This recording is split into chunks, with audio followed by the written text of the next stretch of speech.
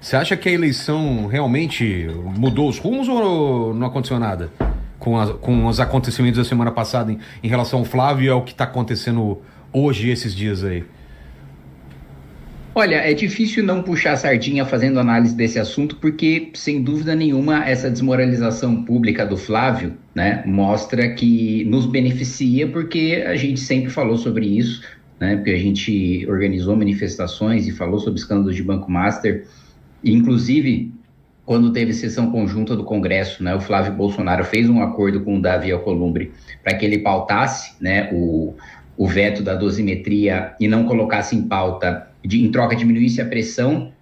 em relação à CPMI do Banco Master, tanto que o Flávio não falou absolutamente nada, não cobrou que fosse instalada a CPMI, que é direito de minoria, que está no regimento comum do Congresso, que está na jurisprudência do Supremo. Eu ingressei com mandado de segurança, inclusive, para obrigar o presidente Davi Alcolumbre a cumprir a lei, né, e instalar a CPMI. Foi recentemente aí distribuído para o ministro André Mendonça, e eu tenho alguma esperança de que ele defira o pedido e seja instalada a CPMI. Mas, enfim, tem uma desmoralização pública do Flávio, né? Ao mesmo tempo, o Lula não pode bater com força nesse escândalo, porque você tem o envolvimento do PT da Bahia, né? A amizade já de longa data conhecida, que inclusive nós já falamos aqui, Vilela, quando eu fui aí com o Luiz França, da amizade do Augusto Lima com o Rui Costa e com o Jacques Wagner, né? Os governos petistas na Bahia que impulsionaram e que fizeram com que Augusto Lima ficasse grande o suficiente para ter o Credit Sexta, vender o Credit Sexta em troca de se tornar sócio do Banco Master, e aí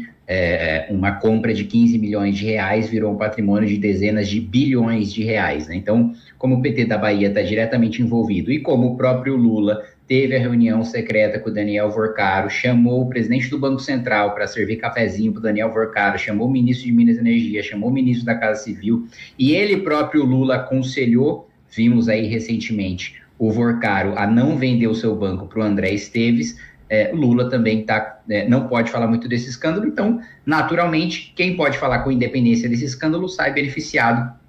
que é o caso do Renan Santos, da gente do Partido Missão. Então, você pediu para não puxar a sardinha, mas fazendo análise fria desse caso, não tem como não puxar, porque, de fato, todas essas revelações e mais que estão por surgir beneficiam